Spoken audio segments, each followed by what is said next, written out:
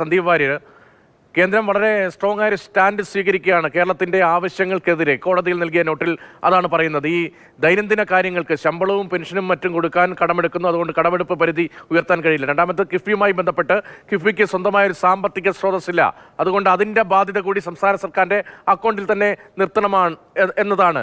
ഇങ്ങനെ വാദിച്ച് മുന്നോട്ട് പോകുമ്പോൾ സംസ്ഥാനത്തിൻ്റെ സ്ഥിതിയുണ്ടല്ലോ, ഗൗരവതരമായ സാമ്പത്തിക പ്രതിസന്ധിയുണ്ടല്ലോ. മറ്റെവിടെ നിന്ന് സംസ്ഥാനം പണം കണ്ടെത്തി ഈ പ്രതിസന്ധി പരിഹരിക്കും? കേന്ദ്രം അനുകൂലമായ സമീപനം സ്വീകരിക്കേണ്ടേ? അതാണ് സംസ്ഥാനം മുന്നോട്ട് വയ്ക്കുന്ന ചോദ്യം. നോക്കൂ, കേരളത്തിന് മാത്രമായി ഏതെങ്കിലും തരത്തിലുള്ള ഒരു മാനദണ്ഡം കേന്ദ്ര സർക്കാരോ 15 ധനകാര്യ കമ്മീഷനോ നിശ്ചയിച്ചിട്ടില്ല എന്നുള്ളതാണ് നമ്മൾ ആദ്യം മനസ്സിലാക്കേണ്ടത്. നമ്മുടെ രാജ്യത്തെ മുഴുവൻ സംസ്ഥാനങ്ങൾക്കുമുള്ള മാനദണ്ഡം തന്നെയാണ് കേരളത്തിനും ബാധകമായിട്ടുള്ളത്. ആ മാനദണ്ഡങ്ങളൊക്കെ കേരളം മുൻപ് പല ചർച്ചകൾക്കിടയിലും പല എഴുത്തുകുത്തുകൾക്കിടയിലും ഒക്കെ കേന്ദ്രവും സംസ്ഥാനവും തമ്മിൽ നടന്ന ചർച്ചകൾക്കിടയിലൊക്കെ സംസ്ഥാന ഗവൺമെന്റ് കൂടി അംഗീകരിച്ചിട്ടുള്ള മാനദണ്ഡങ്ങളാണ്. അല്ലെങ്കിൽ ധനകാര്യ കമ്മീഷനുമായി നടത്തിയിട്ടുള്ള കൂടിക്കാഴ്ചകൾക്കിടെ സംസ്ഥാനം അംഗീകരിച്ചതാണ്. ഇപ്പൊ GST തീരുമാനം, അത് GST കൗൺസിൽ കേരളം ഉണ്ടല്ലോ. അപ്പൊ കേരളത്തിന്റെ കൂടി അഭിപ്രായങ്ങളെല്ലാം അവിടെ രേഖപ്പെടുത്തിയിട്ടുണ്ട്. അപ്പൊ അതിന്റെയൊക്കെ അടിസ്ഥാനത്തിൽ എല്ലാ സംസ്ഥാനങ്ങൾക്കും പൊതുവായ മാനദണ്ഡങ്ങളാണ് കേരളത്തിന് ബാധകമായിട്ട്. എങ്കിലും പൊതുവായ മാനദണ്ഡമുണ്ട് എന്ന് പറയുമ്പോഴും നമ്മുടെ സംസ്ഥാനം വലിയ കാര്യമായ വരുമാന സ്രോതസ്സുകളില്ലാത്ത ഒരു സംസ്ഥാനത്ത് വലിയ രൂക്ഷമായ സാമ്പത്തിക പ്രതിസന്ധി ഉണ്ടാകുമ്പോൾ, അതൊരു യാഥാർത്ഥ്യമായി നിൽക്കുമ്പോൾ അവിടെ സ്വാഭാവികമായ ചില ഇടപെടലുകൾ വേണ്ടി വരില്ലേ? ഉദാഹരണമായി ഇപ്പോൾ ഈ വർഷം കേന്ദ്രത്തിൽ നിന്ന് ലഭിക്കുന്ന തുകകളിൽ വായ്പാ അനുപാതത്തിൽ മുൻവർഷത്തെ അപേക്ഷിച്ച് 57,400 കോടി രൂപയുടെ കുറവുണ്ടായി എന്നതാണ് സംസ്ഥാനം ചൂണ്ടിക്കാണിക്കുന്നത്. മാത്രമല്ല, ഈ വായ്പാനുമതിയിൽ 19,000 കോടി രൂപ നിഷേധിച്ചു. റവന്യൂ കമ്മി ഗ്രാന്റിൽ കഴിഞ്ഞ വർഷത്തെ അപേക്ഷിച്ച് 8,400 കോടി രൂപ കുറഞ്ഞു.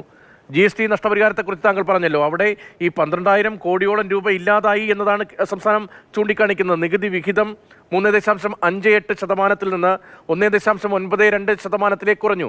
നോക്കൂ, ഈ കണക്കുകളൊക്കെ നോക്കുമ്പോൾ, GST ഒക്കെ നടപ്പാക്കുമ്പോൾ സംസ്ഥാന സർക്കാരിന് ലഭിക്കേണ്ട റവന്യൂവിൽ വലിയ കുറവുണ്ടായി എന്ന കാര്യത്തിൽ സംശയം സാധാരണ നിലയിൽ ഉയരാൻ ഇടയില്ല.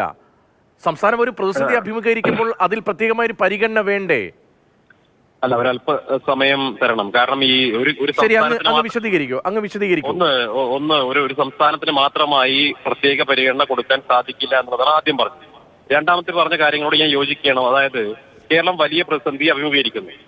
ഈ വലിയ പ്രതിസന്ധി അഭിമുഖീകരിക്കുമ്പോൾ നേരത്തെ സൂചിപ്പിച്ചതുപോലെ എന്താണ് അതിന്റെ പ്രതിവിധി എന്ന് പറയുന്നത്? നമ്മുടെ വരുമാനം വർദ്ധിപ്പിക്കുക എന്നുള്ളതാണ്, റവന്യൂ വരുമാനം വർദ്ധിപ്പിക്കുക എന്നുള്ളതാണ്. പക്ഷെ കേരളത്തിൽ അത്തരത്തിൽ വരുമാനം വർദ്ധിപ്പിക്കാൻ ആവശ്യമായിട്ടുള്ള എന്ത് നടപടികളാണ് കേരളം കൈക്കൊള്ളുന്നത്?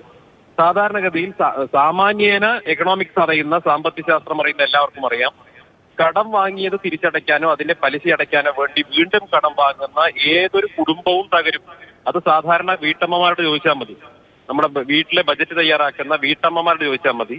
ഒരു പലിശക്കാരന്റെ നിന്ന് പണം വാങ്ങി ആ പലിശ തിരിച്ചടയ്ക്കാൻ വേണ്ടി, കടം തിരിച്ചടയ്ക്കാൻ വേണ്ടി വേറൊരു പലിശക്കാരന്റെ നിന്ന് പണം വാങ്ങിക്കഴിഞ്ഞാൽ ആ കുടുംബം തകർന്ന് തരിപ്പണാവും. അതാണ് കേരളത്തിൽ സംഭവിച്ചിട്ടുള്ളത്.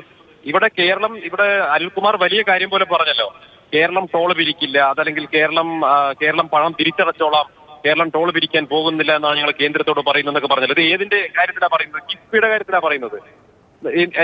എങ്ങനെക്കൊണ്ട് അത് പറയേണ്ട സാഹചര്യം ഉണ്ടെന്നത്?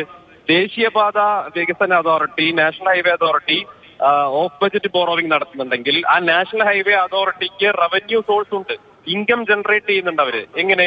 നാഷണൽ ഹൈവേയിൽ അവർ സ്വാഭാവികമായിട്ടും ടോൾ പിരിക്കുന്നുണ്ട്.